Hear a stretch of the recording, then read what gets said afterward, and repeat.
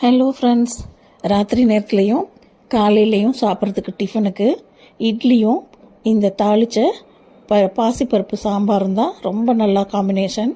வயசானவங்க குழந்தைங்க யாருக்காக இருந்தாலும் இதை கொடுத்தா ரொம்ப நல்லது.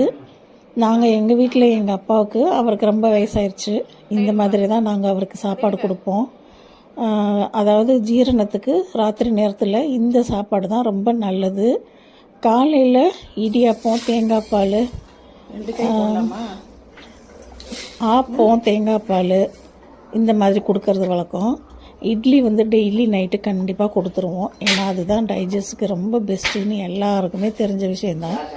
இதுக்கு பாசிப்பருப்பு சாம்பார் செய்கிறதும் ரொம்ப ஈஸி தான். வேக வச்சு நம்ம வழக்கம் போல் தாளித்து விட்டுட்டோன்னா குழம்பு ரெடி ஆயிரும்.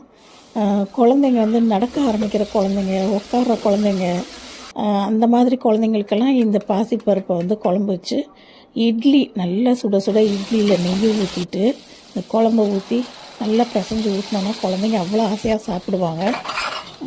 எல்லாருக்குமே இது ரொம்ப நல்ல உணவு தான். வயசானவங்க, குறிப்பாக நம்ம வீட்டில் இருக்க வயசானவங்களுக்கு இதை கொடுத்தா ரொம்ப நல்லது. வேறு எந்த உடல் உபாதைகளும் வராது. அதனால் நம்ம இதை கொடுத்து அவங்களுக்கு நல்லா பார்த்துக்கலாம்.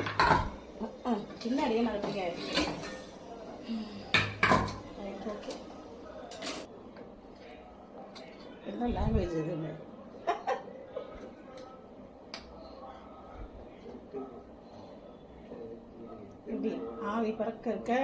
எப்போவுமே நமக்கு பாயில்டு ஃபுட்டு ரொம்ப பெஸ்ட்டுன்னு எல்லாருமே சொல்லுவாங்க. வயசானவங்களுக்காக தான் மெயினாக இன்றைக்கி வீடியோ.